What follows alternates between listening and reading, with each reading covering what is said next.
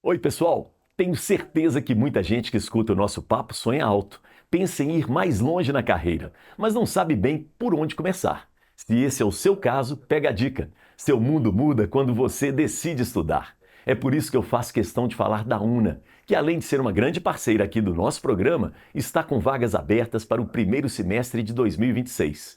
O mais legal é que eles entendem que cada um tem seu corre. Por isso, você pode escolher como quer entrar, fazendo vestibular ou, se preferir, usando a sua nota do Enem. Mais do que colocar um diploma na sua mão, a UNA se preocupa em formar profissionais conectados ao mercado. É ensino que vai além da teoria. Você participa de projetos práticos, aprende em uma infraestrutura de ponta com professores que são referência e se conecta com as melhores empresas. Por isso, não adie mais a sua decisão. Acesse agora una.br, veja qual a melhor forma de ingresso para você e venha fazer parte de uma das melhores e mais completas faculdades de Minas Gerais. Muito bem, estamos começando mais um Papo com Elias e eu gosto sempre de começar falando da ideia do circular. As ideias circulam e a moda também circula. E eu queria agradecer o Brechó Peça Rara do Anchieta, um beijo para o Maurício e a sua turma toda que me veste, não é? E a gente vai reciclando a roupa também. E aí, gente, vale para crianças, para mulheres e para nós homens, sem preconceito, tá bom? E é muito importante porque o meio ambiente agradece. Então a gente pode fazer a moda circular. E hoje no nosso papo eu tenho o prazer de receber aqui uma figura que eu gosto muito, né? É um cara que topa desafios, apesar de um jeitão mais tranquilo dele, mas ele topa. Há uns anos atrás, quando eu fui diretor artístico da Rádio Confidência, eu conversei com ele porque eu queria muito levar o hip hop, a música negra, para dentro da programação da Brasileiríssima. Mas a gente tinha que ir com calma. E aí eu achei a pessoa certa. Roger Deff foi, nós trocamos uma ideia e eu falei, Roger, você vai pegando leve e a gente vai chegando lá, tá?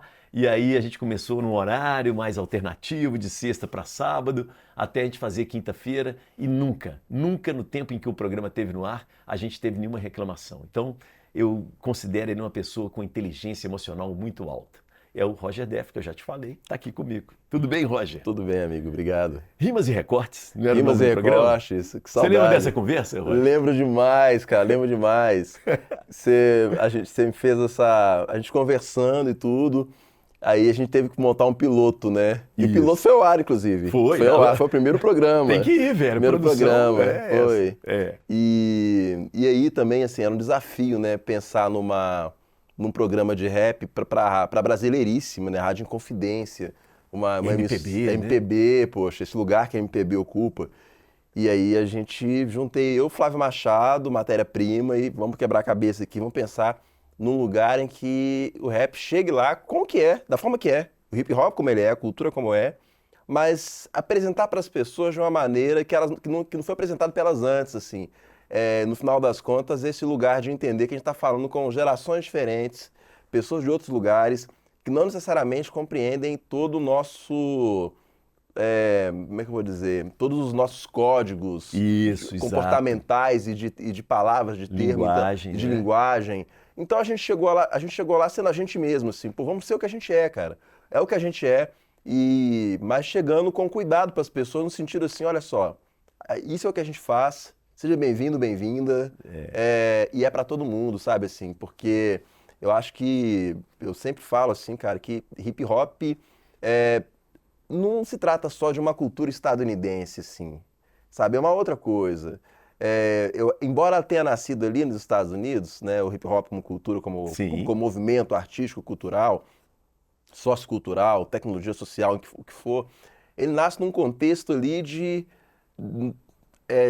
imigrantes latinos, pessoas que vêm da Jamaica, afro-americanos, porto-riquenhos, todo mundo junto ali, tudo assim, sabe? E uma Que galera, moravam num lugar meio, né? poxa, Detonado, né? né? Bronx em chamas, literalmente em chamas, né? Literalmente. Essa coisa em chamas é bem real porque as pessoas colocavam, para conseguir o dinheiro do seguro, realmente incendiavam os prédios. Não sabia disso. Tinha isso, Esse era o motivo, então. era esse o motivo Dos incêndios dos frequentes incêndios. E fora que aí rolou também, não é um contexto longo assim,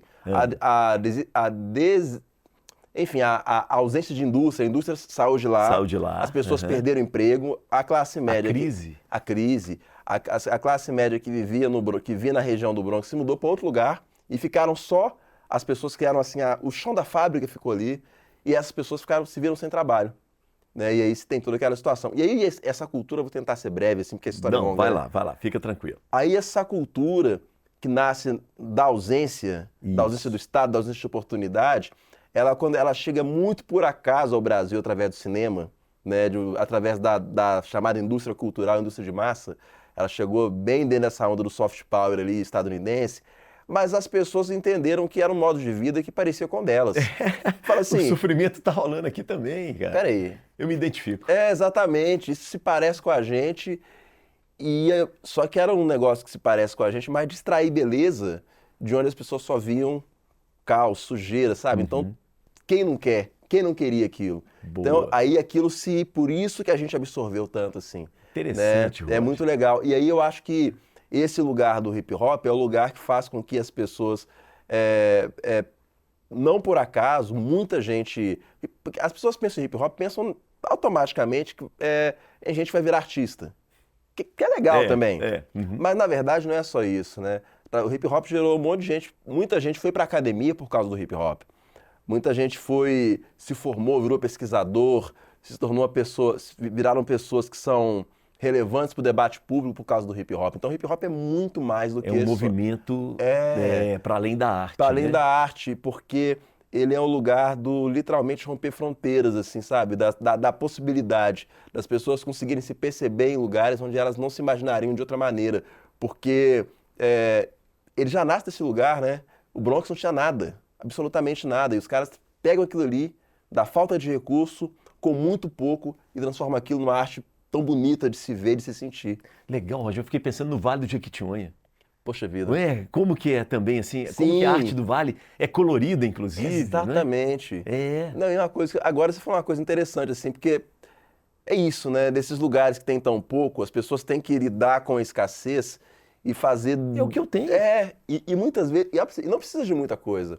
Às vezes é só uma questão de criatividade. Eu não estou dizendo, obviamente, aqui, não estou de maneira alguma romantizando a pobreza, não, e falando que as pessoas têm que ter pouco. Não, as pessoas queriam que todo mundo tivesse O ideal muito. não é O isso. ideal é que todo mundo tivesse. Mas é muito interessante quando das comunidades surgem coisas tão interessantes a partir da escassez. Né? E como que isso vira ferramenta de movimento para a vida, para as pessoas. Além da arte, além dessa coisa do acadêmico, inclusive, as pessoas estudarem, né? Você acha que é o lugar do afeto também? Poxa, pra caramba. Porque a gente vira uma espécie de família, assim, sabe? A gente é todo mundo... A gente vira... As pessoas se tornam muito próximas. É uma grande comunidade mesmo, assim. É claro que nem tudo são flores, não se trata disso, né? Mas família também nem tudo é flor, né? Não é. Isso Inclusive. É importante desconstruir isso, né? Só na propaganda de margarina que isso existe. Ou então campanha política, né? Exatamente. Todo político é família, tradição. Não, família nesse lugar não. Acho que ninguém vai caber nessa mais não, né? Não. Acho, né? A gente torce, né? A gente torce para que não. Mas então tem essa coisa da família de rua, inclusive, é o nome da Família turma de daqui de rua, Belo Horizonte. Não é à toa que tem esse nome. Não, né? não é à toa, não é à toa que de fato eles são... É porque é isso, né? Acaba que você se identifica às vezes muito mais com aquelas pessoas que estão ali do que pessoas às vezes até em relação de sangue mesmo, assim, porque tem toda uma identidade construída. Assim, tem gente que está na minha vida no hip hop, assim, poxa, e eu convivo mais do que muito parente meu. Sim. Eu vou falar assim, por exemplo, sei lá, uns caras tipo Renegado, assim, sabe, é um irmão pra mim, o Radical T, e outras figuras que estão na cena, sabe, várias outras pessoas, as pessoas que tocam comigo no trabalho. Aí é uma convivência, assim, de fato de família, né, e assim, Dr. Chabê, muita gente, assim, e mesmo quando a gente não se vê tanto, quando as pessoas se encontram, você vê um afeto real. As poucas vezes que eu vi o Djonga na vida, as poucas vezes que a gente se encontrou, foi uma coisa assim, tipo assim, irmão, que bom te ver, sabe? E é um negócio assim que você vê que não é uma coisa que se fala pra todo mundo, assim. É um negócio que a pessoa fala pra você, porque assim, pô, bom te ver aqui, bom te ver nesse lugar, bom te ver. E eu retorno isso pra ele também, sabe? A mesma coisa foi com o Xamã também, quando eu fiz o bate-papo com ele. A gente não se conhecia nem nada.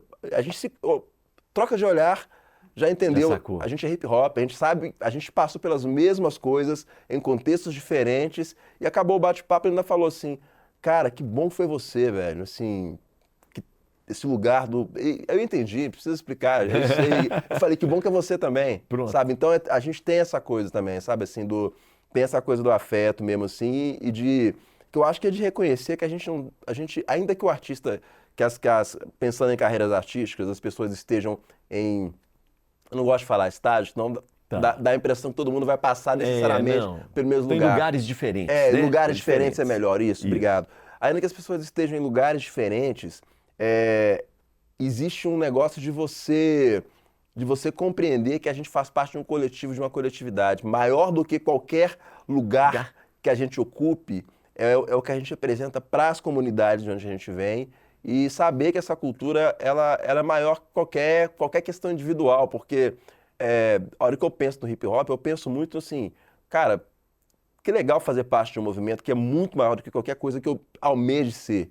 Porque não se trata de mim, se trata de colocar meu tijolinho, meu grãozinho de areia, fazer parte dessa história, pouquinho que seja, para que amanhã tenha alguém que fale assim, cara, eu posso ser médico por causa disso aqui. E não precisa nem ser artista, sabe? Eu posso ser advogado, posso ser jornalista por causa disso Que aqui, legal isso sabe? que você falou, De hein? perceber outra coisa, assim. Porque isso eu falo que é muito além da arte. É muito além desse lugar da visibilidade. Sim, do glamour, né? Desse lugar, assim, que... E eu vejo muita gente ainda... Algumas pessoas ainda entendem só esse lugar, mas acho que é questão de tempo para compreender que é maior que isso, sabe? Que cada um com o seu processo, né? É um pouco isso. Agora, Roger, também a gente tem que ver assim, o sucesso do hip hop fez com que a indústria cultural também absorvesse o hip hop, né? Com certeza. Com Porque a indústria certeza. cultural ela fica de olho no que está fazendo sucesso, eu preciso de uma novidade, então, de certa forma, o hip hop também virou meio uma moda, né? E por aí Sim, vai. sim. Não, e aí, mas aí tem uma coisa importante, assim, eu acho que o hip hop, enquanto movimento, ele não consegue ser absorvido, Não, sem dúvida. mas assim, Igual o punk não consegue, né? Pela indústria cultural. não dá, porque é uma outra coisa, assim, dá para absorver o rap, o gênero Entendi. musical, Entendi. o estilo musical, você consegue embalar e vender nesse lugar e colocar na prateleira e vender. Dá para você vender a moda do hip hop, a roupa, você consegue vender esse lugar. Dá para vender o break enquanto dança, movimento ali tudo. Agora, o hip hop é filosofia de vida, é uma outra coisa. E eu acho que é transgressora demais, é complexo demais, que só vivendo mesmo, assim, é como tentar, eu vou pegar um exemplo aqui, é como, por exemplo, sei lá, se alguém tentar pegar a música do Congado e fazer um disco, você consegue fazer um disco. Você não dá para vender o modo de vida, a religiosidade, não tem jeito. Ótima É um pouco comparação. isso. Ótima comparação. meio isso. Você registra, né, num disco, mas Agora, o que o hip hop representa, por isso que tem até uma fala de um grupo de rap, que é o Código 13, né, um grupo de rap de São Paulo, da primeira geração do hip hop no Brasil e tudo, eles estão naquele disco lá, Hip Hop Cultura de Rua, eles falam, até o D2 usou isso na música dele, ouvir o hip hop é uma coisa normal, entender o hip hop é onde está o mal. Porque, entende? É outra coisa. Dá pra ouvir, assimilar a moda, Isso, dá dançar, pra né? dançar. Agora, entender, e aí é um processo. É até uma coisa que a gente fala assim sempre. Nem todo mundo que faz rap é do hip hop. E não tem a ver com segregar ninguém. Porque se entender do hip hop é uma questão muito da pessoa, querer fazer parte, é uma coisa de compreender o que é essa cultura e trazer para ela, assim, sabe? Aí é até uma diferenciação que a gente faz, né, entre ser um rapper e ser um MC. Porque o MC é um porta-voz dessa cultura, um porta-voz do que essa cultura representa para a comunidade, para as comunidades. E aí é uma coisa que a pessoa tem que dizer, bater no peito e falar, eu sou isso aqui, e ser reconhecido pelos pares também. Mas esse ser reconhecido pelos pares tem a ver com o quê? É vivência. Isso. É vivência. Agora, esse lugar de dominar a técnica é o primeiro passo, mas não é o suficiente para se dizer do lugar, sabe? Assim, Interessante isso mesmo. É um processo, né? E essa discussão ela não é muito abordada. E também, até porque assim, ninguém está querendo dizer fulano de tal do hip hop, fulano de tal não é. Não se trata disso. Assim, eu acho que a porta de entrada, ela sempre vai ser por uma questão assim, poxa, você se encantou por uma arte específica. E aí essa arte te encantou. Beleza, isso já é legal pra caramba. É a porta de entrada. É a porta de entrada. Aí Mas compreender o hip hop é outro processo, sabe? E aí vai depender da pessoa, o que ela quer. muito bom, hein, É Roger? muito isso. E eu comecei a pensar nisso em todos os quase estilos musicais, né? Que na verdade não nascem só uma música, eles nascem de um movimento maior. A própria MPB, né? Tem a Sim, coisa da ditadura e do contexto, sim, né? É. sim, O exatamente. sertanejo. Sim, Você não é do sertanejo, mas você pode fazer uma música sertaneja. sim, É? exatamente. Não, e é isso. É esse pertencimento tem a ver com a trajetória, sabe? Não dá pra você brotar do nada e falar, eu sou disso aqui. Tem toda uma comunidade que vai te reconhecer ou não, assim, sabe? Isso vale pra tudo. Você falou bem, verdade, Legal. Eu verdade. quero voltar na sua vida, então. Porque você vem da comunidade, você vem da favela, não é isso, Da Roger? favela, É. exatamente. Onde que você nasceu? Eu nasci, cresci no Jardim Alvorada. Essa história, ela começa, vou começar dos meus pais, né? Perfeito. Seu Antônio Lúcio Dias, seu Teodoro, que faleceu tem 3 anos, não tá entre a gente aqui nesse plano físico, mas tá Tá. comigo, né? De várias maneiras, Ele de tá com a várias gente formas. aqui, é Exatamente. uma forma. Exatamente. E Dona Conceição, né? Então, minha mãe, Dona Conceição, era empregada doméstica, morava no emprego, assim, tal. Eu conheci o meu pai, aquilo, e aí eles resolveram ter uma vida juntos, assim, tal, e aí essa dificuldade de ter a casa, né? Meu pai é uma pessoa que ele cresceu, ele passou a vida, ele não teve uma casa dele. Eu fui entender isso muito depois. Meu pai nunca teve uma casa dele. Ele, tanto é que meu avô, seu Henrique Dias, meu avô, ele morava de aluguel junto com as primas, né? Porque ele já era um homem idoso e tudo assim. Então ele não teve a casa dele e Dele. logo os filhos dele também não. Então meu pai, ele passou a vida. Então, aí meu pai, assim, olha que coisa incrível, né? Meu pai, ele deu pra gente o que a gente não o que ele não Que não teve. teve. Ele me deu ele construiu a casa em que eu cresci. Eu lembro eu lembro do dia que a gente mudou pra lá. Eu tinha 3 anos de idade, né? Eu Cara, tinha 3 anos de idade. Eu lembro, ele construiu a casa. meu pai construiu a casa. Eu construí essa casa e essa casa que eu passei, essa casa foi a base. Então, assim, eu tive teto a vida inteira. E eu pensei assim, cara, que revolucionário. Meu pai, ele pôde dar pra gente aquilo que ele nunca teve, né? Assim, e aí, desse lugar começa a minha história no hip hop. Essa casa era muito importante pra gente nesse sentido. Porque tudo que eu aprendi, e eu tive. Então eu falo assim, a minha mãe, às vezes, ela fala assim, poxa vida, meu filho, você fez tanta coisa, a gente não deu nada. Eu falei, mãe, vocês não têm noção. Que isso? Que bonito que ela fala. É bonito. Mas é bonito que ela fala. Mas Ela queria dar mais, ela queria dar queria mais. dar mais, mas assim, poxa, vocês deram tanto assim pra gente. Vocês me deram muito assim. E isso, essa casa, esse teto, esse lugar foi meu templo, é o lugar que eu aprendi a ouvir disco. Meu pai tinha os discos, né? Meu pai gostava muito de Nelson Gonçalves, Jamelão. Meu pai tinha um gosto muito variado. Então meu pai tinha disco lá em casa, Nelson Gonçalves, Jamelão, Louis Armstrong. Caramba. E aí vinha com Raul Seixas, Ângela Rorô. Olha isso. Tudo isso é o mesmo cara. É o mesmo cara ouvindo. E sua mãe ouvia rádio, né? Você me falou isso A uma minha mãe vez. gostava de rádio, É. minha mãe gostava de rádio, mas a minha mãe, ela acabou tendo uma outra relação com a arte, assim, né? Minha mãe era uma pessoa evangélica, né?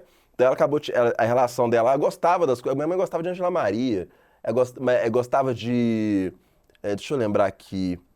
Eu vou lembrar aqui. Tá, Enfim, sim. aham. mas meu pai era o cara que tinha mais essa relação mais direta com a música popular, de uma forma geral, assim, sabe? E Altemar Dutra, essas figuras, assim. Então eu aprendi a ouvir discos em casa com meu pai, assim. Claro que a gente quando chega na adolescência, você quer renegar. É isso Você aí. fala, porque Aham. seus amigos estão ouvindo, você quer fazer parte da turma, né? Aí meus amigos estavam ouvindo o quê? Meus amigos estavam naquele momento ali, ouvindo outras coisas, ouvindo house, ouvindo que eu não me identificava muito, depois eu fui entender o contexto em que o house surge, mas essa é uma outra história. E aí tinha uma galera ouvindo outras coisas, né? Na adolescência especificamente, eu tava num momento assim, a adolescência é uma fase muito difícil para todo mundo, eu acho que é uma fase extremamente complicada. E a minha adolescência foi uma adolescência assim igual, eu sempre, uma coisa que eu sempre tive facilidade na escola foi com leitura e escrita, né? Aprendi a ler e escrever muito rápido. Já fazia redação na escola, fazia redações muito boas, e era muito bom nisso. Mas ao mesmo tempo também, lidar com o racismo na escola foi muito difícil para mim, porque eu acho que é difícil para qualquer criança, né? Eu acho que ninguém lida com isso fácil, mas me afetou de tal forma que eu passei, não, na sexta série, assim, eu comecei a matar aula. Eu lembro que você me falou, você abandonou a escola, Abandonei, né? minha mãe não sabia. Eu ia para a escola, e Você não ia pra escola? eu não queria entrar lá porque eu não queria sentir as agressões, as coisas assim. Eu falei assim, e isso é algo que existe na periferia também, sabe? O racismo é uma coisa da estrutura da nossa sociedade. Assim como é o machismo e outras Isso. coisas, assim, é mais do que isso que as pessoas muitas vezes não entendem. É muito mais do que uma opinião individual. Uma opinião individual se desconstrói. Antes fosse. É uma coisa que tá. E isso aí tá. Isso vai se refletir na forma como as pessoas vão lidar com determinados corpos, né? Com determinados. Então, eu custei para entender que tudo que era ridicularizado em mim são minhas características de pessoa negra. Custei para entender isso Não aí. era você, né? É, É a sua pele. era minha pele, era minha boca. Mas a sua pele é você, né? Minha pele sou eu. Difícil, né, Roger? Era isso, sim. E aí eu não queria estar ali. Aí teve um dia, esse dia muito importante, assim, para sacar a minha entrada na questão do hip hop ali.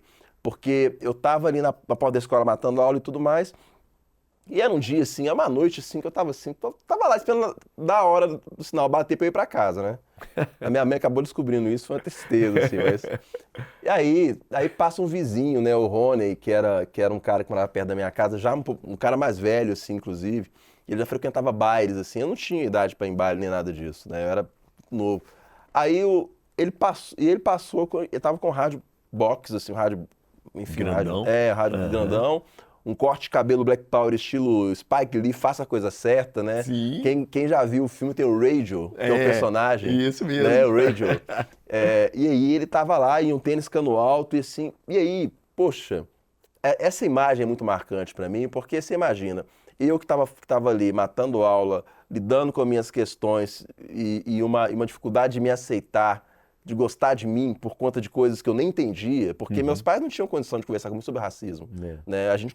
Eles conversavam do jeito deles ali. Sim. Também tinham que lidar com sobrevivência. Era outra coisa, né? Pragmático. Era né? muito pragmático. A sobrevivência era uma coisa muito, muito ali. Aí, de repente, eu vejo... Passa uma figura. uma figura, um homem negro, um jovem negro. Acho que naquela época ali o Rony já tinha o quê? O Rony devia ter seus 21 anos, assim. E eu achei aquilo tudo muito, muito bonito, muito estiloso, e dançando break, assim, e tal. E ele nem aí pra... Não, Quem ele tava ali, e aí, ele tava noutra onda. E eu vi aquelas coisas, e uma garotada, os meninos do bairro, andando atrás dele, assim, os meninos da frente de casa andando atrás dele. E aquela música, eu fiquei assim, eu falei, gente, isso aí é muito legal. Eu queria primeiro eu queria aquela música. E aí eu falei, não, mas esse cabelo, esse tênis, não sei o quê.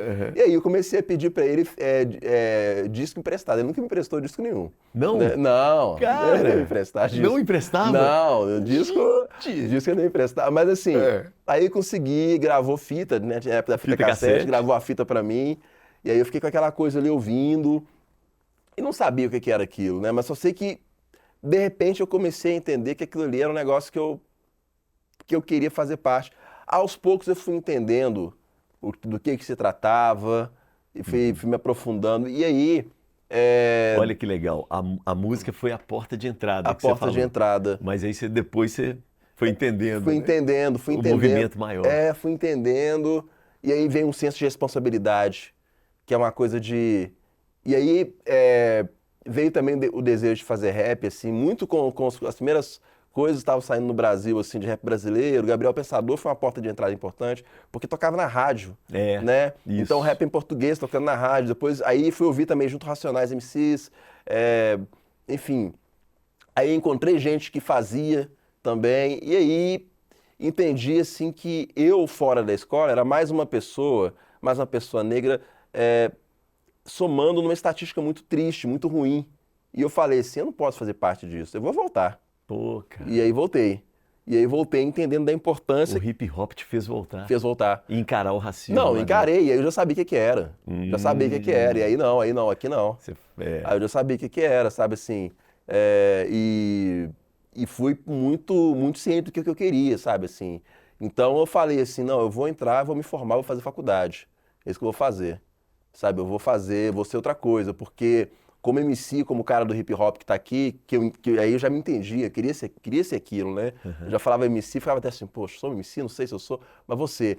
E aí eu falei, não, se as coisas que eu tô escrevendo, que eu quero falar para as pessoas, eu preciso ser coerente com isso.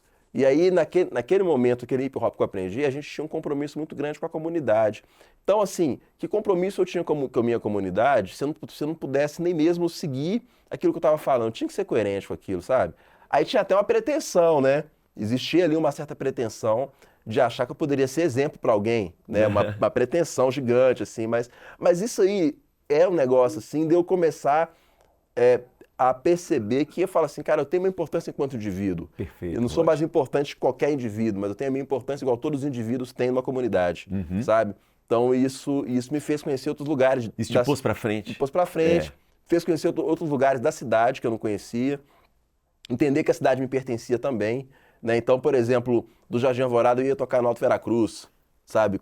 ia tocar lá no Aglomerado da Serra, ia tocar em Venda Nova, conheci os caras que faziam rap e hip hop também, ia pra reunião no centro da cidade, assim, dia de domingo, no Terminal JK, para falar sobre hip hop, com toda uma juventude negra ali, ouvindo, discutindo nosso lugar, e aquilo ali foi minha formação, sabe?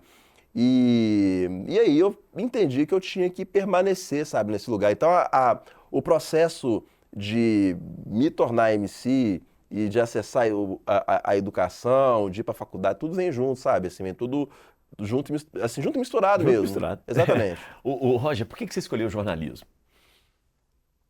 Poxa vida, vamos lá.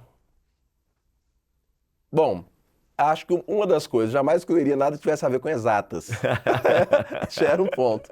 Eu era péssimo. Você gostava de ler e escrever, né? Eu gostava de ler e escrever, exatamente. Exatas era um fracasso, era um fiasco. Mas a coisa do jornalismo vem muito por conta dessa coisa da escrita. Eu acho que o rap, de certa maneira, de várias maneiras, é uma história de se reportar. Boa. Né? Rap de reportar. Reportagem. O que acontece na comunidade. Boa. Nossa, agora faz muito sentido. E aí eu já escrevia letras que eram muito a tentativa de fazer algum relato. Do cotidiano. Do cotidiano, né? E aí quando surgiu a possibilidade de tentar um vestibular e tudo assim, efetivo mesmo, eu falei, não tenho dúvida, é jornalismo, sabe assim. E aí me senti muito feliz com a possibilidade de ser jornalista, né? E eu falei assim, cara, que isso aqui, que legal. E foi muito engraçado, tiveram várias situações, né? Porque naquele momento ali, olhando pra trás, assim, eu acho que o hip hop me empoderou de tal maneira, eu acho que nada me parava. É igual o Taíde falava, nada pode me parar. Eu lembro que eu tinha uma chefe, e assim, aí eu comentei, né, que eu ia fazer jornalismo, e eu era muito gago. Era muito gago mesmo, assim, né? Tinha uma dificuldade de fluência, né, que o pessoal fala. E aí ela falou assim, nunca vi jornalista gago. Aí eu falei assim... Que força, hein? Aí eu falei assim... Você vai ver. Você tem razão. Não, beleza, dá um jeito nisso. Que legal, cara. Você foi tratar? Fui tratar. Gente! Fui tratar. Olha só, cara. Não, e assim, e aí eu não tô querendo dizer, cara, isso são processos, né? Desfluência também é uma coisa que faz parte, né? Faz parte da vida da gente, de quem a gente é. Não é nem de tentar negar esse lugar, que tem gente também que tem essa questão na vida delas, né? Até para quem estiver ouvindo a gente assim tudo. Mas eu tratei isso de uma maneira que eu entendi que a desfluência fazia parte de quem eu sou. Isso. E aí eu fui aprendendo truques para lidar com ela, assim, tá? Tanto é que muita gente, às vezes, nem percebe que eu tenho, mas conversando comigo algumas vezes sai, e eu tô de boa com isso, não tem problema. Que legal, né? cara. Você foi para fonoaudióloga? Foi para fonoaudióloga, exatamente. Pelo SUS, como é que você fez? Não, era uma fonoaudióloga do lugar onde eu trabalhava no Hermes Pardini na época, né? Eu queria falar disso. Eu trabalhava no Hermes. E aí, e tinha uma fonoaudióloga que atendia os funcionários, né? Gente, que maravilha. E aí eu fui lá tratar com ela. Fiquei um ano, né? Tá assim, mas o que você quer melhorar mesmo? Eu falei assim, não, eu quero isso aqui mesmo, tal. E aí... Cara, que legal. Você trabalhou no Hermes Pardini? Trabalhei. Foi meu primeiro emprego, né? Gente, e depois do Hermes Pardini, você entrou no projeto do Hermes Pardini depois, não foi? Foi, porque lá foi meu emprego, eu era office boy, e aí trabalhei lá muitos anos. Pra você ter ideia, eu entrei lá, eu tava na metade do ensino médio ali. Jovem aprendiz ali, né? Isso, terminando ali o ensino médio. E aí eu saí de lá, sabe quando? Quando eu terminei a faculdade. Cara, você ficou o tempo todo, durante a faculdade, trabalhando e estudando. Exatamente. Aí quando. É lógico assim, que eu não terminei o ensino médio, fui direto da faculdade, né? Tentei uma vez, não deu, outra não deu e tal. Caramba, Aí depois que eu terminei a faculdade, é que eu saí. Então eu fiquei muitos anos convivendo com as pessoas lá, né? As pessoas me viram crescendo e tal. E aí, até algumas das pessoas que hoje em dia trabalham no marketing da empresa, me conheceram nessa época, acompanhavam de longe a minha história tentando ser MC, ser rapper e tudo. E assim, aí eu só fui fazer, acabei a faculdade, aí que eu fui fazer o primeiro disco. Né, o primeiro disco do Julgamento, eu termino só quando eu termino a faculdade. E foi dentro de um projeto também de lei de incentivo à cultura, né? A importância da lei de incentivo à cultura. Era até do projeto do Conexão Vivo. Conexão Vivo, lembro A gente demais. lançou nosso primeiro disco na época. Vocês convidaram alguém, não foi? Não tinha aquela coisa do Conexão? Não, a gente convidou duas pessoas. Que E aí, quem foi? Eu lembro disso. A primeira foi Negra Lee. No Parque Municipal? Parque Municipal. Eu apresentei esse evento. Foi isso verdade. mesmo. E Negra o outro Lee. foi o Marco Ribas. Nossa, marcou também. Marco Ribas. Bem diferente, né? Bem diferente, foi.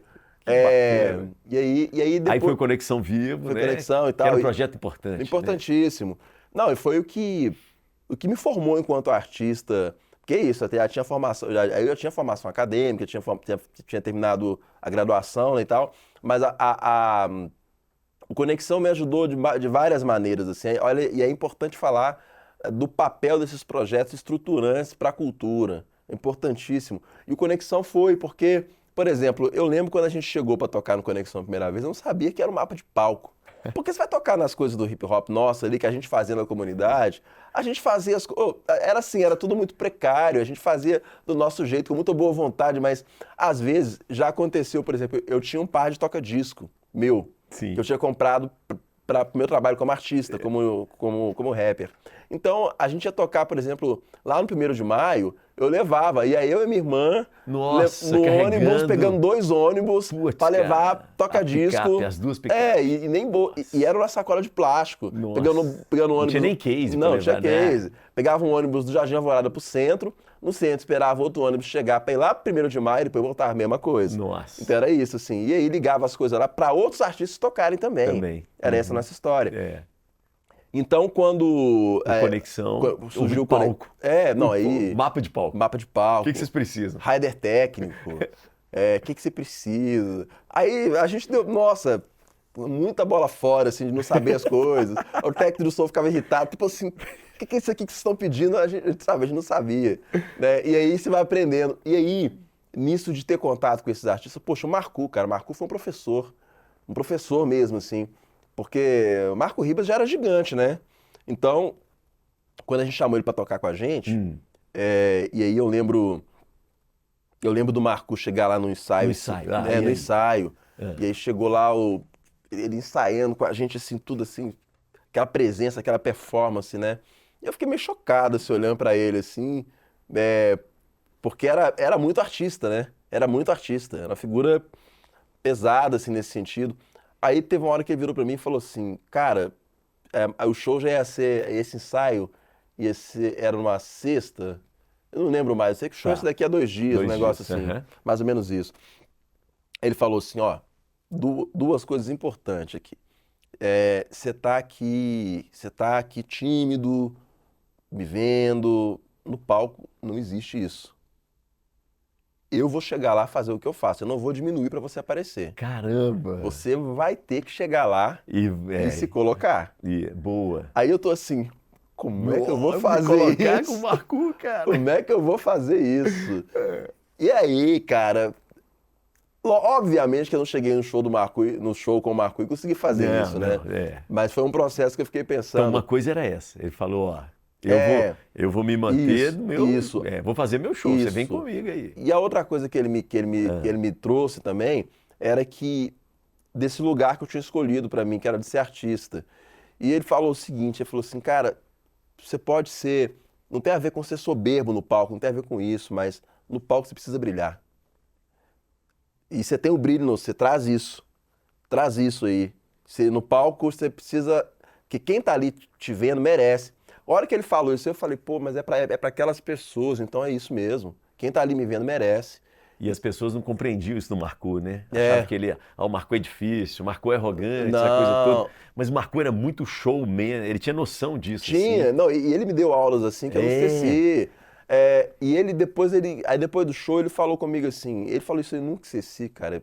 Eu vi isso vindo de um cara igual Marco Ribas, né? Ele falou assim, cara, deixa eu te falar um negócio. Tem muita gente ganhando uma grana violenta e não faz com metade do amor que vocês fazem. Eu vi isso do Marco. Marco falou isso pra gente. Anos depois, né, a Lira fala pra mim assim que o Julgamento era uma das bandas favoritas dele. Eu falei, o quê? Você tá brincando, cara, assim, Lira, sabe? a filha do Marco, né? A Lira, filha do Marco. Uma das filhas. E uma das filhas. Ela me falou que a gente era uma das bandas favoritas do pai dela. Eu falei, cara, para, né? Que isso? Então, assim, E o Marco era chato com esse poxa negócio, vida, né? E aí Qualquer um. e a gente ali, poxa, dando o melhor que a gente tinha, mas entendendo que a gente estava perto de uma figura que tinha feito coisas muito incríveis, né? Assim, a gente estava ainda no nosso primeiro disco, né? Eu estava muito distante, mas isso repercutiu para mim ao longo da vida de uma maneira muito interessante. E teve também uma terceira aula que ele me deu, foi uma vez que eu fui entrevistar o Marco. Depois desse show, eu ainda fui entrevistá-lo. Tá. Né, que aí essa história, eu nunca contei isso em programa nenhum, então aqui... Conta aí. Pra você, fácil. Jornalista. Jornalista. Eu sempre falo do MC, né? Eu falo do jornalista. O jornalista entrevistando aquele ídolo, né? O ídolo e tal. E aí foi meu primeiro trabalho, CLT como jornalista e tal, programa de rádio, aquela coisa toda, que aí era um programa que ia ser gravado, ia virar vídeo e tudo. Aí o Marco ia tocar com o João Donato, né? João Donato. Isso. E aí eu virei pra ele assim... Entrevistei, poxa, Marco e tal. Primeira pergunta, né? Como é que é? Vai tocar com o João Donato? Qual que é a emoção e tal? A sensação é assim, como é que é o quê? Aí eu falei assim, ai meu Deus. Pronto, né? E aí, meu chefe na época era o Oscar Neves e tal. Oscar Neves, Oscar. conheço E o Oscar tava ali gravando assim, eu pensei, pronto, perdi meu emprego. Aí o Marco falou assim, cara, desliga a câmera, desliga o gravador. Aí eu pensei, pronto.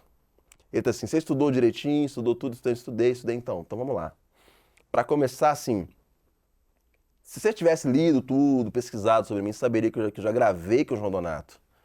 Então, que emoção posso ter eu de encontrar? Cara. Você tem que colocar o seguinte, como é que é reencontrar João Donato? Ele falou assim, cara, aí ele falou assim, você tem que mostrar para quem tá te vendo que você sabe mais de mim do que eu. Mostrar que você é um cara inteligente, que é isso que você tem que ser como jornalista. Jornalista preto que você é.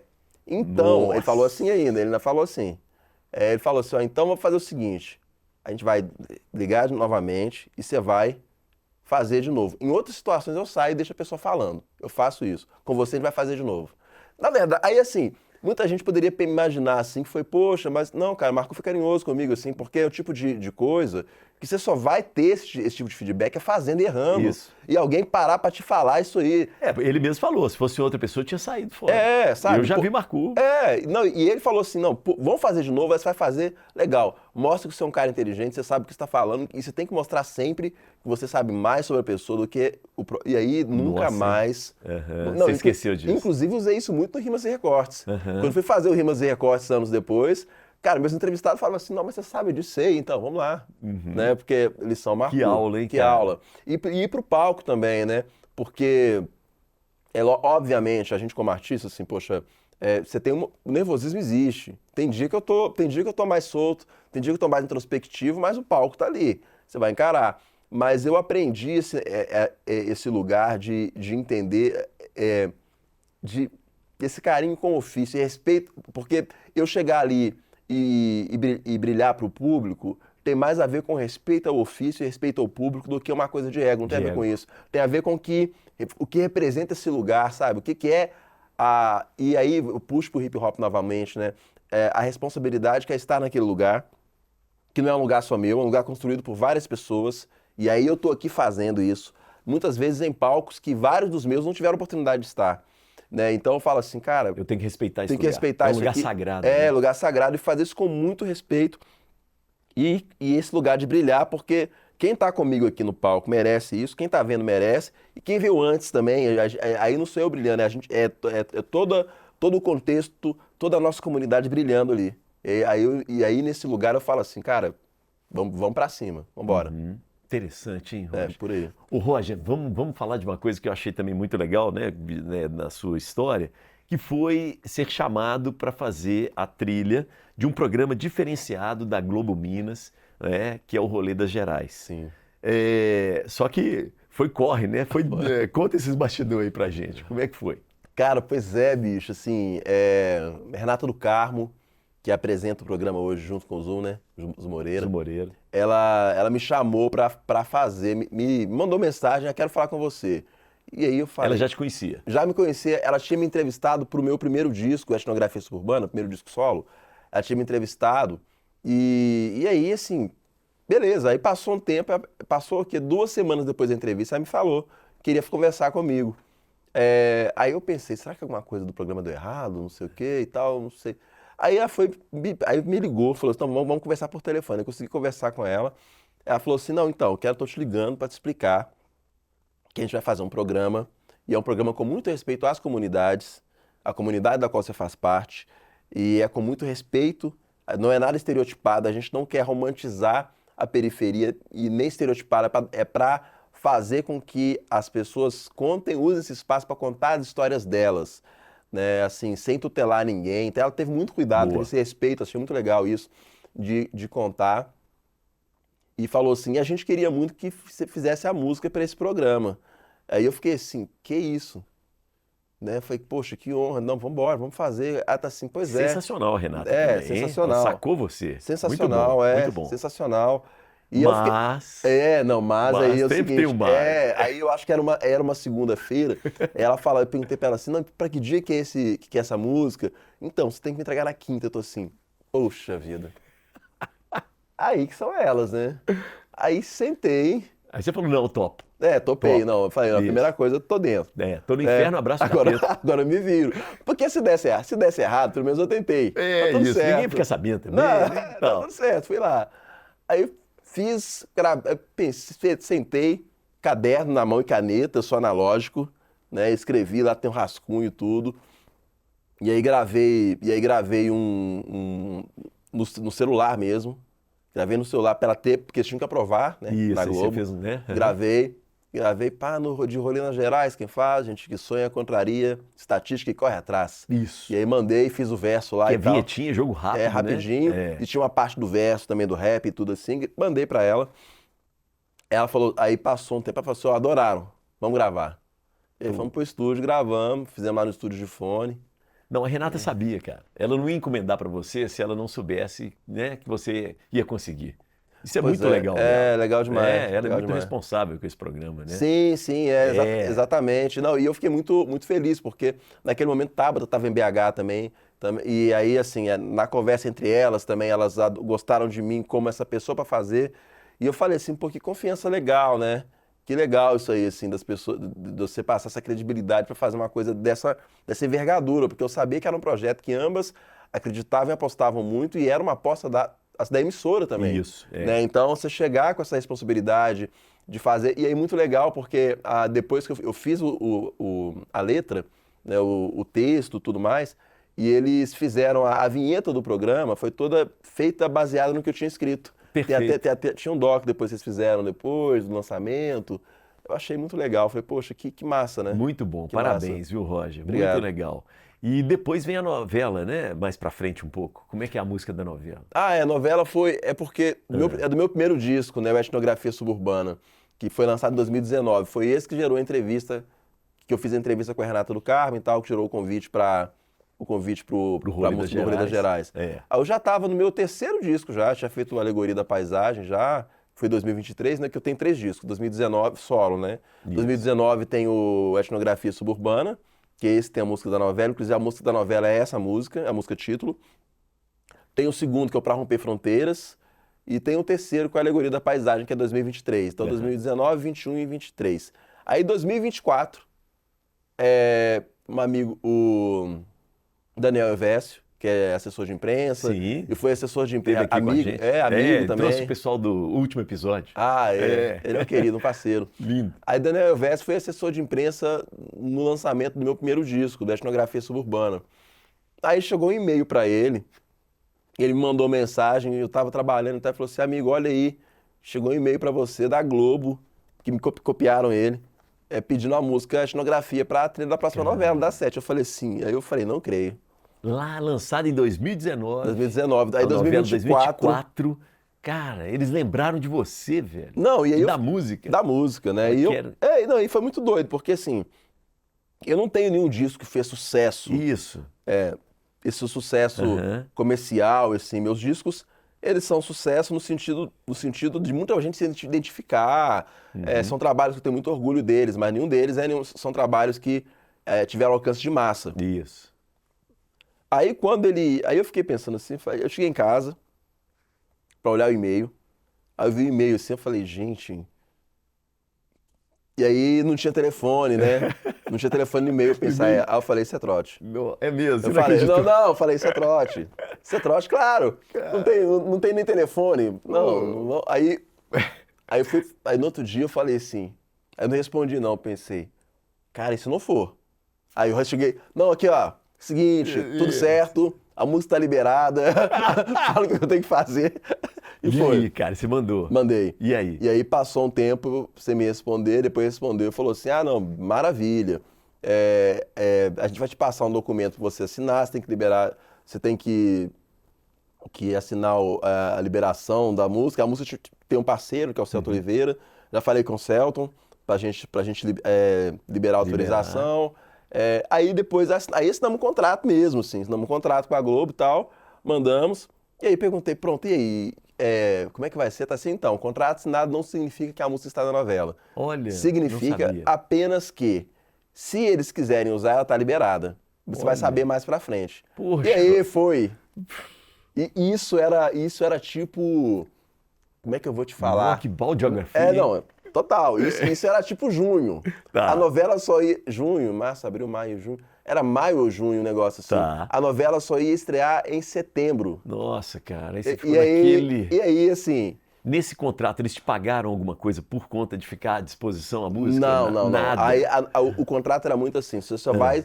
Você recebe se a música foi executada. Se entrar, você recebe. Olha só. É isso. Se não... Aí a ansiedade aumenta mais ainda. Não, e aí você fica assim, né? E aí, família toda, aí você conta para pessoas de casa, né, e tal, e a gente lá naquela expectativa. naquela expectativa, tal. Minha companheira foi para ela também tudo assim, e aí ela ficou, aí ficava naquela coisa sem saber, e acabou que eu fui contando para algumas pessoas, porque eu ficava assim, amigo, olha só. Notícia boa, né? A gente quer dividir com os amigos. Mas eu não sei se vai rolar. Aí por fim eu comecei a falar assim, pô, vamos aproveitar a notícia? Porque também, se não acontecer, não tem problema. Eu vou contar depois, se não acontecer, não tem graça. Eu conto agora. Se não rolar, eu contei para as pessoas próximas. A pessoa da banda já sabia que tinha essa possibilidade. Aí um belo dia sai uma notícia no site G-Show, né? G.show, G1 Show, não sei qual que é exatamente. Sei. Falando da trilha sonora da próxima novela da 7. E aí tinha lá vários nomes, e aí tava lá. Caetano Veloso, não. Tinha Martinho da Vila, tinha Isa, Alcione, Ney Matogrosso, Criolo e tava eu lá também. Cara, você ficou sabendo pelo jornal, entre aspas. Pelo jornal. Não acredito nisso, Foi cara. pelo jornal. Meu Deus. Aí eu falei assim, não, pronto, saiu. Realmente saiu. Mas aí depois eu falei assim, bom, agora vamos ver. Aí eu fiquei pesquisando, isso aqui não era um site fake, né? Porque isso. Você fica naquela coisa, né? G1. Será que é real? E aí, eles te procuraram depois? Não procuraram nada. Meu Deus, a novela, cara. Aí o pau quebrando, botaram no ar. Exatamente. Aí a novela estreou. Ficava todo mundo vendo a novela pra ver se tava passando ou não, se tava rolando ou não. Cara, inacreditável. E aí eu fui ver a música, um belo dia vejo a música passando. Falei assim, poxa. Agora e foi. Mas e aí, te pagaram depois? Pagaram. Aí, e também, outra coisa é que tem a playlist, né? Não tem a trilha sonora porque não tem um disco físico. Isso, que tinha antigamente. Mas né? eles montam playlist das novelas. Então tinha lá a trilha sonora oficial da novela, tá lá até hoje. Ótimo. Que tinha essa Você música printou, lá. né? Falou, agora sim. E aí tá lá e tal. Eu ficava ouvindo as músicas. Gente, e eu olhava mano. assim, e uma galera muito grande, né? Kid Abelha, Martim da Vila. Você falou aí. Só gente Isa, grande. Ney Matogrosso. Poxa vida, Zé Cabaleiro. Uma galera muito grande que tava ali assim. Eu falei assim, cara, que loucura. Aí Aí tem várias coisas, né? Porque a música foi pela qualidade dela mesmo, porque eu não tenho agente lá, Nada eu não tinha disso. ninguém, gravadora, selo, Aham. que faz o contato, faz o lobby, que faz parte do Claro, jogo claro, também. isso é do jogo. E eu não tinha nada disso. Eu falei assim, cara, que doideira, assim. Aí eu Não, e o fiquei, rapper mineiro, podia ser um carioca, novela provavelmente do Rio, né? é, Essas coisas. exatamente, né? E um rapper mineiro que nem tá distante do mainstream, totalmente É, distante. E foi muito legal porque os meus pares, a galera do hip hop que tava, sabe, que viu, falou assim, não, Roger, cara, que bom isso que rolou, porque quando isso acontece com você, bicho, assim, um cara que a gente sabe que é da luta, a gente fala assim, cara, então, tudo é possível. Os caras ficaram felizes, assim, felizes. porque se sentiram Tipo, você nos realizados. representa. Não é alguém, e isso mesmo, o pessoal falou, igual o Radical falou comigo assim, bicho, eu fico, quando essa música toca, eu sinto que é a gente. É. É a gente, porque. E eu falei com ele radical, total. Essa música, esse verso escrito ali, ele existe porque eu te conheci, conheci fulano. E a mesma coisa eu conversei com a Tamara Franklin também. Ela falava assim que ela ficava vendo a novela na casa dela com a mãe dela. A mãe dela, a Roger ali e tal. E ela falava Aham. assim, poxa. E aí ela também se sentia parte dessa história também, porque é, é isso. Tudo que eu escrevi, a forma como eu escrevo, como eu faço minhas coisas, tem a ver com todas as pessoas que eu conheci, os MCs, É aquilo que né, você falou no família. início da entrevista, né? É o Exatamente, movimento, né? exatamente. E os ancestrais, né? E os E os ancestrais. futuros também. Muito doido isso, Exatamente, né? exatamente. É muito legal. O filme Pecadores, não sei se você viu. Assisti sensacional. Não é? Não tem isso. A cena Aquela né? cena ali é Vai maravilhosa. lá atrás, né, na referência das É. pessoas, né? Os negros, os indígenas, Não, e, inclusive. e aí, essa coisa mágica que é a música, que é a arte, né? Mas no meu caso, falando especificamente da música, é a música com tudo que ela tem. A dança também que a música traz, não é só a música do ouvir, é o corpo, é a música que se manifesta do corpo, através da fala, através dos gestos. E aí eu falei assim, cara, olha como é que isso conecta a gente, sabe assim? Então você cria várias conexões através disso, conecta pessoas. Eu falo assim que quando eu comecei no hip hop, tinha MC. Eu comecei no hip hop, já tinha MC da primeira geração que tinha falecido, sabe? Mas que exemplo natalício, por exemplo, e os dançarinos Ronaldo Cromado, que os caras que eu não conheci, mas eu sei da história deles, né? E eu sei do quanto que esses caras estavam lá atrás fazendo coisas no palco e ocupando Uhum. espaços para que eu pudesse vir. Então eu sei da responsabilidade que é cada Perfeito. fala que a gente traz, eu falo assim, bicho, esses caras viveram por isso, sabe assim? Não é uma história que a gente trata de forma leviana, porque tem a É, ver com vidas de outras pessoas que estão vindo, que já foram, que estão aqui. Então é um negócio que eu falo assim, e isso dessa música tá ali também, sabe? Quando essa música chega ali, não se trata da música do Roger Def, é o rap mineiro.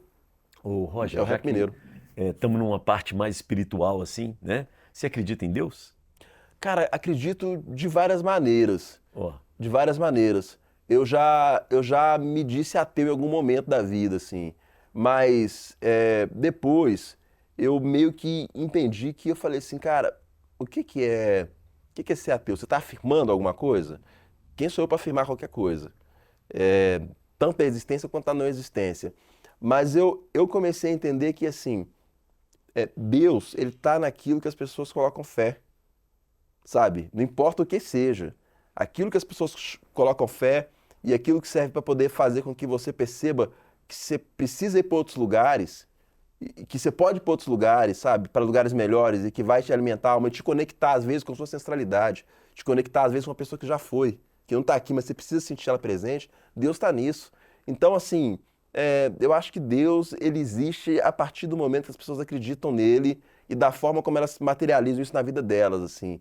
Necessariamente, não precisa ser provado cientificamente. Ele não precisa existir enquanto matéria. Ele não isso. precisa existir enquanto entidade. Inclusive porque a gente nunca vai dizer que não. Não tem É. como provar. Mas, independente disso, independente de qualquer questão, eu acho que aquilo que a gente consegue se conectar com o sagrado ou com o transcendental, eu posso chamar de Deus. Tem gente que vai chamar a música de Deus. Então o hip hop é Deus para você, né? De certa maneira. Nunca tinha parado de pensar dessa maneira, não. De certa maneira, talvez sim, porque me conecta com um lugar transcendental, né? Sim. Também, também. Mas tem uma coisa que eu faço muito hoje, depois que meu pai faleceu, minha tia Luzia faleceu também, meus parentes, meus próximos, meus ancestrais, né, mais Uhum. próximos, assim, se foram. eu sempre dou um jeito de falar com alguma entidade em algum lugar para saber se eles estão bem e tento falar com eles, assim, que eu falo assim, olha, ainda que vocês, até falo, talvez vocês não estejam nem me ouvindo, mas eu espero que estejam. Mas eu acho que vocês estão, porque eu sou vocês, sabe? Então, assim, eu acho que Deus está naquilo que a gente sente, sabe? Então, e aí não importa o que seja, sabe? Não importa o que seja, assim. Não precisa de religião, Não, né? Isso. é maior que isso, é muito maior, muito maior.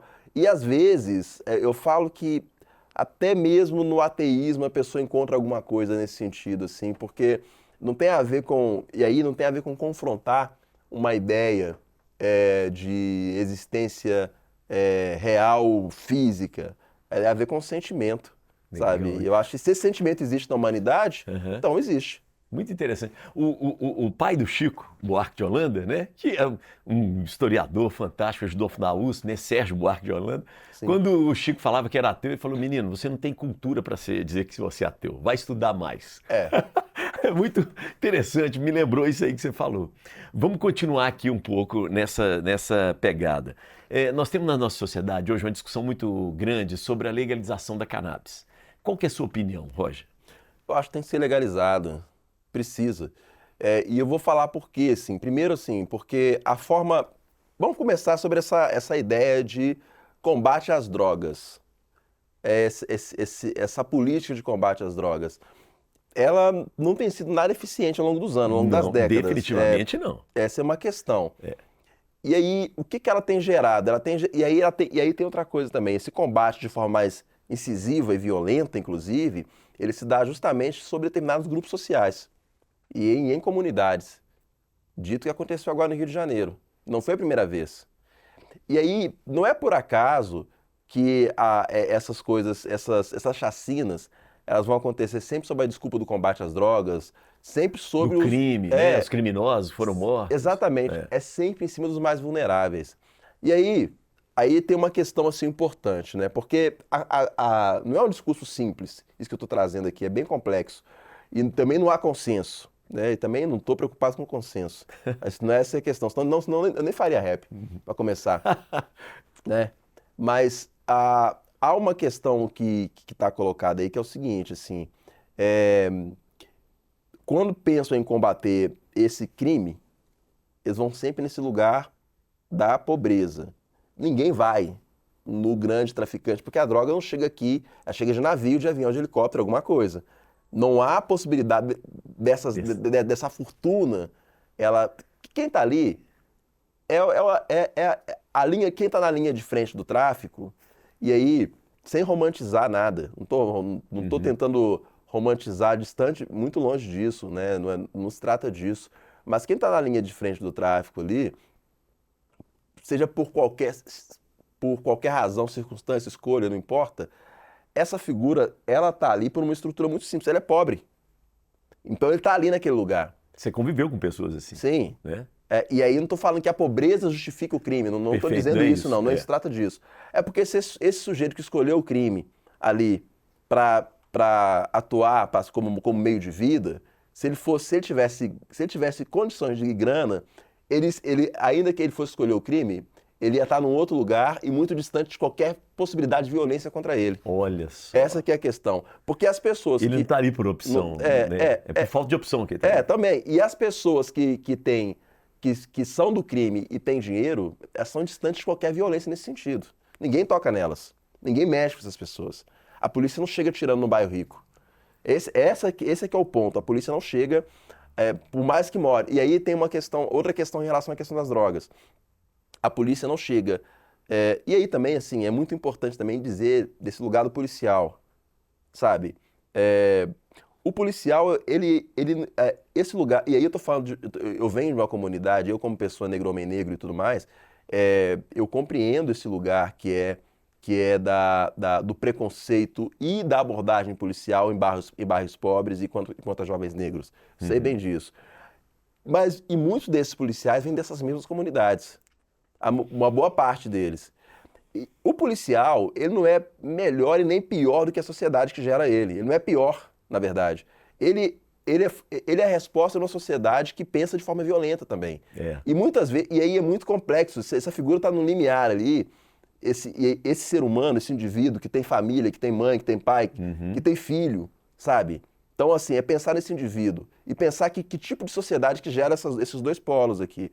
É uma discussão complexa. Então, eu penso muito na questão também ainda que é importante apontar que a violência policial, esse abuso de poder, ele precisa ser condenado, mas entender também quem assina a caneta, quem dá a canetada para que essa pessoa se coloque daquela maneira em risco, é uma instituição maior que ele e é quem está no poder. Nossa, e aí tanto de um lado quanto do outro. Do lado quanto do outro. Aí o policial, ele tá ali na frente também, mas ele é um indivíduo. Ele não... É um indivíduo. E muitas vezes, o que se constrói esse pensamento? Assim, tem uma coisa também que, por exemplo, aí eu penso também no caso de policiais negros também, sabe assim? Que vão para esse lugar também. Bom. E muitas vezes é a única possibilidade de ascensão social que existe daquela pessoa e tudo mais. Mas tentando resumir a questão toda, eu acho que existe uma discussão importante a ser feita, é que a questão do combate à droga, a forma como a criminalização da maconha, por exemplo, o que ela gera hoje é só o encarceramento de jovens negros. Só serve para isso. E aí, vamos lá, ninguém faz esse mesmo tipo de abordagem em bairros de classe média. O jovem branco usuário de maconha não é tratado dessa maneira. E eu não estou falando que deve ser tratado, não deve. Não deve. Sim. E aí outra discussão também é o seguinte, assim, a criminalização da maconha, ela serve só para gerar esse tipo de aberração. Esse tipo de, entre outras coisas, tô falando só da maconha especificamente, Tá. né? A questão lá do Rio de Janeiro eu sei que é outra, alguém vai ver o vídeo e falar, mas nada vai... Cara, porque são coisas que são muito complexas para se falar aqui, Isso. de maneira tão sucinta, mas eu tô dizendo da forma como se trata isso, né? E aí também, assim, pensar que a cannabis hoje já tem uso medicinal, a cannabis enquanto... E eu não sou usuário de nada, eu sou um cara totalmente careta nesse sentido, assim, mas eu entendo o lugar. A criminalização da maconha, ela serve para outras coisas. Não é exatamente... e aí você tem, por exemplo, a questão do álcool, por exemplo. O álcool é muito mais nocivo e é plenamente aceito. O cigarro é muito mais nocivo e é aceito. Então, assim, tem que se discutir essas coisas. Você acha que tem muita hipocrisia aí? Ah, tem pra caramba. Tem pra caramba. Agora que você citou o álcool e o cigarro. Não, né? tem pra caramba. O tratamento é diferente. Tem uma música, tem a música do Racionais, Homem na Estrada, né? Homem na Estrada ou Fim de Semana no Parque? Não, Homem na Estrada. Que eles falam, os ricos fazem campanha contra as drogas e falam sobre o poder destrutivo delas. Por outro lado, promovem e ganham muito dinheiro com o álcool que é vendido nas favelas. Isso é de uma genialidade e um negócio assim com o Mano Brown. Difícil, né, cara? E aí eu fico Resumiu. e o Mano Brown, ele é um cara que tem um poder de síntese inacreditável. E são coisas que anos depois você pega e fala assim, cara, esse cara fez uma síntese. E ele tem uma humildade gigantesca de achar que não sabe das coisas, né? Isso é coisa de gente que sabe demais. Gente que sabe demais, pensa que não sabe das coisas, ele sabe demais, né? Então, mas eu acho que é um pouco isso. Eu não sei se eu consegui me explicar, Sim. mas eu acho que o caminho não é esse. O que eu tenho percebido é jovens pobres e negros que muitas vezes ficam presos porque estavam portando maconha que era para uso pessoal apenas, tá? E esse encarceramento em massa de jovens por conta disso, você gera um custo para o Estado gigantesco e outra coisa. E a gente tem um modelo prisional hoje que não ressocializa ninguém. Então esse jovem que perdeu esse tempo todo ali preso, ele ali, se ele não era um criminoso antes, ele passa a se tornar, porque é o que tem. E para sobreviver lá dentro, ele tem que ter negociação com os traficantes, né? Cara? Exatamente. PCC ameaça a família fora, exatamente. Né? Comando Vermelho. Exatamente. E aí eu acho assim, claro que a comunidade prisional, as pessoas que estão presas ali, tem várias questões assim, não sou eu que vou fazer, o que vou julgar, né, e entendendo também que eu não sou nenhum especialista nessa área, então tem que tomar um certo cuidado. Mas, assim, não é um processo um espaço que socializa as pessoas. No Brasil hoje, não, sabe? E ainda que muitas pessoas saiam dali entendendo que eu preciso seguir outra coisa, sabe? Mas, assim, olha só esse jovem que ficou preso, que ficou esse tempo todo ali por causa de maconha, por exemplo, né? E pensando também que a cannabis tem uso medicinal, importante. E muitas vezes a gente viu tem pouco tempo, né, uma abordagem policial, não sei onde foi, em uma entidade que trabalhava com canabidiol, que é um remédio. por causa do preconceito em relação à planta, em relação à maconha, né, e tudo. Tem pessoas que utilizam o canabidiol e não podem saber que é o canabidiol. Por conta do estigma. Exatamente. Do estigma, A própria pessoa é beneficiada com Alzheimer, né? Alguns idosos, né, utilizam e não podem saber. Não, eu acho que, assim, é isso, assim. Eu acho que a grande questão também é que a legalização, você já proibiu ao legalizar, eu acho que o Estado teria mais controle sobre a questão também. Você impede o tráfico, por exemplo. Porque o tráfico só existe porque não tem outra forma de conseguir. Isso. E ao contrário do que muita gente pensa, assim, não é a proibição que vai impedir as pessoas de conseguirem as coisas, né? A gente tem a questão, mas pouca gente sabe disso, né? A hora que fala dos filmes. Tem um filme cinema muito legal, né? Os Intocáveis. Isso. Elliot Ness, Al Capone, que fala daquele período nos Estados Unidos em que o álcool era proibido. Isso. Era proibido. O que o álcool proibido fez? Surgiu o crime. E a máfia, se Al organizou, Capone, e forneceu o álcool que as pessoas queriam. E aí tem uma questão também.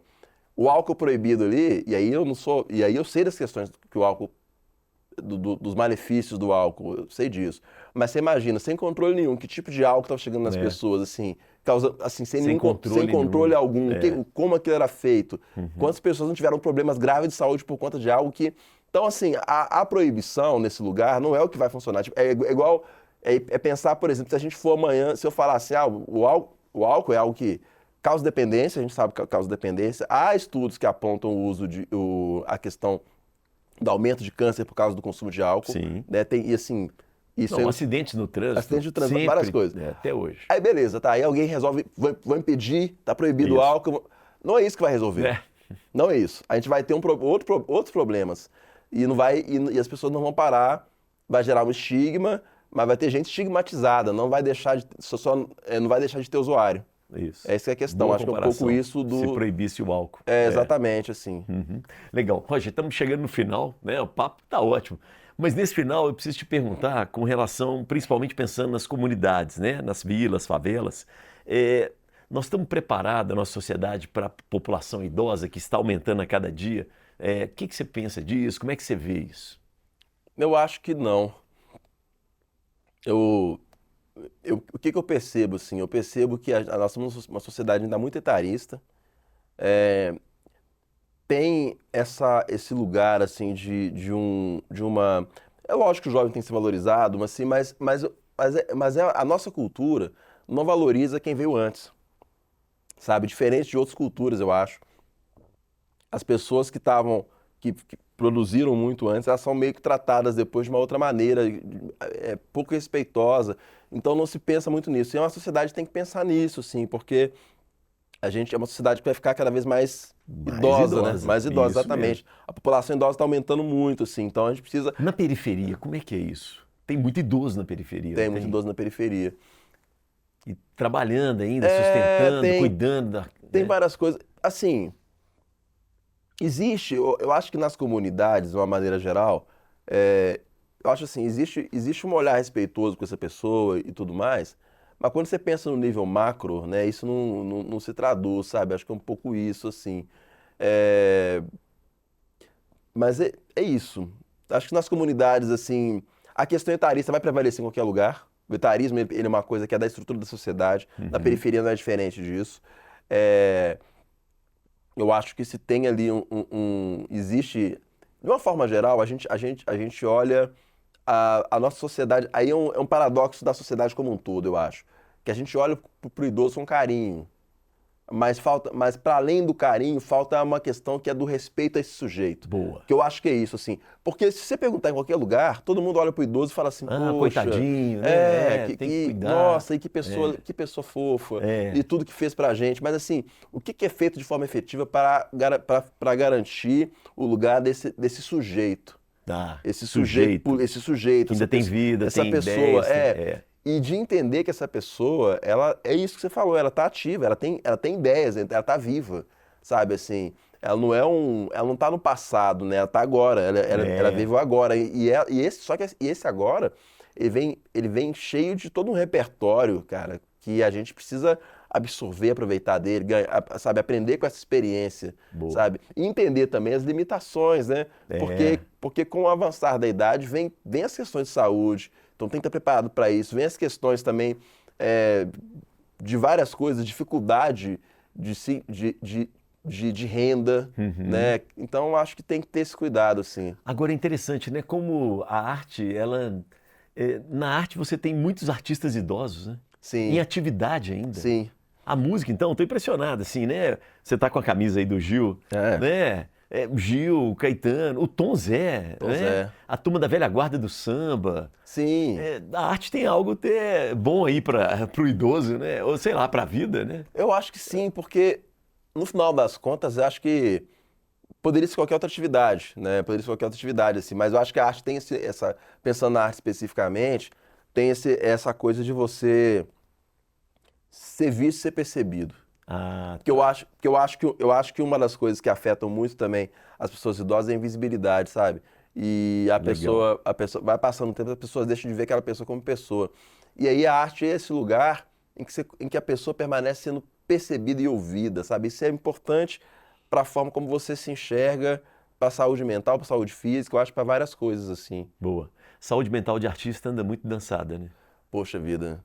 Você estava falando disso aqui fora do ar, né? Sim, sim, por conta de uma questão de uma comparação, né, que as pessoas fazem, né? Eu acho que as redes sociais, de uma maneira geral, elas oferecem uma ilusão do que é o mundo, né? Então, por exemplo, eu estava falando agora há pouco assim, se você olha a rede social do amigo da amiga, a vida parece muito mais interessante que a sua, né? E eu acho Ninguém que tá triste ali, eu né? acho que olhar a nossa também sim, também, né? Assim, nossa, que massa que é a vida do Fake, Roger. né? Exatamente. Então, o Roger tá sempre assim, tal, não sei o quê. Mas na verdade, e aí tem isso também, eu acho que tem uma coisa também do artista, principalmente do artista, no artista de forma geral, não é só artista underground, não, nesse lugar que eu tô, mas é um negócio de você, eu acho que no caso da música especificamente, de você só perceber que é sucesso se você alcançar grandes feitos, se você alcançar um Grammy, se você alcançar uma grande repercussão nas plataformas. Aí tem duas coisas assim, né? De novo, sem querer romantizar nada. Óbvio que, se você quiser ter sustentabilidade financeira com aquilo que você faz ali tudo e conseguir viver daquilo, você precisa alcançar esse outro lugar de visibilidade e tudo. Mas ao mesmo tempo também, e isso é uma coisa que é para muito pouca gente. É importante o artista saber disso. Porque e tem a ver também com outra coisa, assim, no final das contas, aquilo que a gente constrói com a arte da gente, ela tem outros ganhos que não só esses. Tem outras coisas que você, sabe, o fato de você, eu fico pensando assim, eu penso mais nas pessoas que param para ouvir o que eu estou dizendo e o que eu estou cantando do que na quantidade de pessoas, porque eu estou tocando a vida de alguém, sabe? E no final das contas é disso que se trata. E outra coisa também que assim, uma comparação que eu sempre faço, eu sempre falo isso com meus colegas, com amigos assim, em relação à questão da arte, é que a arte é a vida. E a vida não é feita só de grandes momentos. A vida não tem jeito. Senão você vai considerar na sua vida só o dia do seu casamento, da sua formatura, da formatura da sua filha. No meio disso tudo tem várias outras coisas do cotidiano banal que é vida. E isso, na verdade, isso tudo aqui é muito mais importante que esses momentos de pico. Sabe? Muito mais importante, assim. Não dá para você resumir sua vida só aos momentos em que você comemorou algo muito grandioso, sabe? Isso é para pouca. Isso vale até para artista mainstream. Perfeito. Até para artista que está nesse lugar gigante, assim, porque no meio do caminho tem várias coisas que são banais, várias frustrações. Então, assim, neste lugar, assim, eu comemoro cada coisinha que eu faço, sabe? Assim, igual a letra que eu fiz ali. Pô, fiz um show ali, tinha pouca gente, mas foi legal demais. Aí a pessoa chega assim, cara, aquilo que você falou, eu chorei. Falei, poxa, obrigado, que massa, sabe? Consegui fazer aquilo ali. Ou então, às vezes eu faço um show, e aí é isso, né? Você vai fazer um show, às vezes, para 6 mil pessoas, já fiz. Do outro dia você faz um show para 50 pessoas. Massa, Tá sabe? valendo, né? Esse que é o negócio, assim. E eu acho que tem a ver também com a gente, acho que cada um encontrar a felicidade naquilo que faz. E também, assim, fechando, Eu acho que a vida, ela não é feita. A minha percepção da vida não é nesse lugar do ponto de chegada. O ponto de chegada é legal, mas não é isso. É o percurso, o ponto de chegada. Aí, por que quando eu chegar, eu vou querer percorrer mais? Então, o percurso é que é o legal. Assim, é o dia a dia do ensaio, é as pessoas que eu conheço, sabe? Então, eu acho que é um pouco isso, assim. Mas é como cada pessoa vai lidar e é uma sociedade que, infelizmente, né, essa coisa dos números, né? Trabalha muito apontando que o outro está chegando num sucesso. E o sucesso do outro tem que ser o seu sucesso. E eu não acho que é assim. Boa. Acho que é por aí. Legal. Adorei, né? A chegada, é o percurso, né? Não a chegada. Exatamente. Muito bom. Roger, nas redes sociais aí, como é que a gente te encontra? @RogerDefMC no Instagram, tá? Tem RogerDefMC também no YouTube. Tem meu site, rogerdef.com, rogerdefmc.com, rogerdef.com, agora me perdi aqui, mas é um dos dois. Roger Mas Def. tá lá. Mas no Instagram tem lá os links todos e tudo, assim. E eu tô lá também, no Spotify, RogerDefMC, né? Inclusive, vou lançar single novo em breve também, falando dessa responsabilidade que é o hip hop também, dessa coisa toda. Então Muito é isso. bom. Legal demais, querido. Cara, obrigado. Obrigado, viu? Satisfação. Não, pode ficar sentadinho. Tamo junto. Isso, muito bom. Obrigado, viu, Roger? Parabéns. Valeu. Obrigadaço, eu agradeço. Bom, chegamos ao final, né, de mais um papo aqui, bem legal, né, que a gente conheceu um pouco da trajetória do Roger Def, que na verdade representa, né, uma trajetória de pessoas vulneráveis na nossa cidade. E quem não é vulnerável, né, na nossa cidade, no nosso estado, no nosso mundo. Então, muito bacana, viu? Lembra do que ele falou, não é a chegada, é o percurso. Beijo para quem é de beijo, abraço para quem é de abraço. Vamos ficando por aqui. Tem também o meu Instagram, que é o elias.sunshine, mas tem o do Papo com Elias, vai lá, acompanha a gente. E tem também o YouTube, que aqui você está acompanhando, mas pode curtir, se inscreve e, por favor, comentários, dicas, críticas, sempre bem-vindos, tá bom? E eu sobrei.